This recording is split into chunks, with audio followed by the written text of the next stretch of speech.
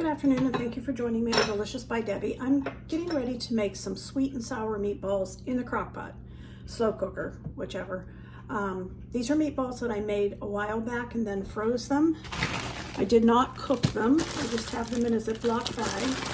And I have my slow cooker ready, my small one, and I have a liner in it. If you don't want to use the liner, that's fine. I understand. I always get somebody that preaches at me that I shouldn't be using them, but I use them. So I'm going to put about half of those meatballs in. Okay, and then I have a 20-ounce can of pineapple chunks, and I've drained the juice off of them, so I'm going to put the pineapple in there next. And I've saved the juice.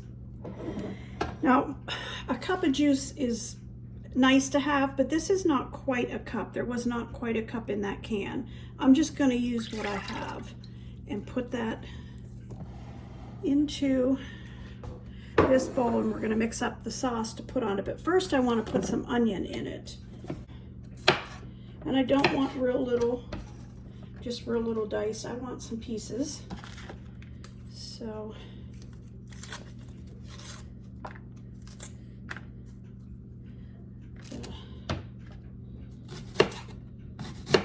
kind of separating them a little bit.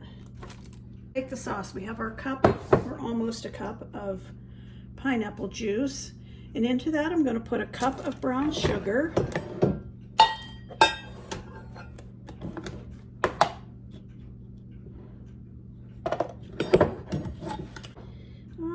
My cup of brown sugar.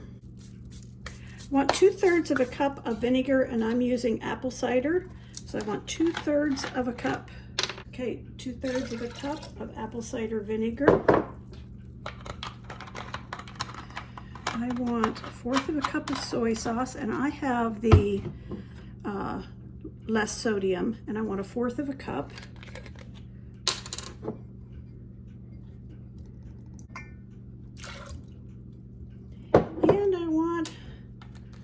Half of a cup of ketchup.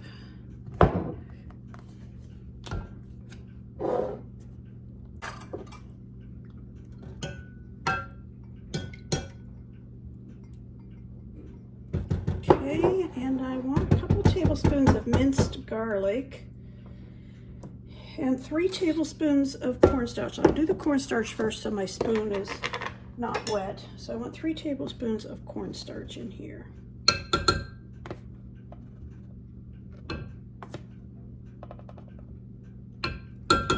And then I want 2 tablespoons of my minced garlic. Getting low on this too.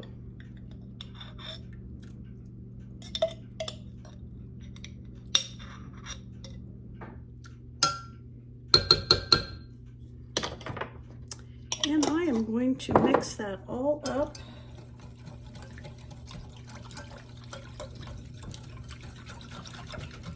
Slow cooker.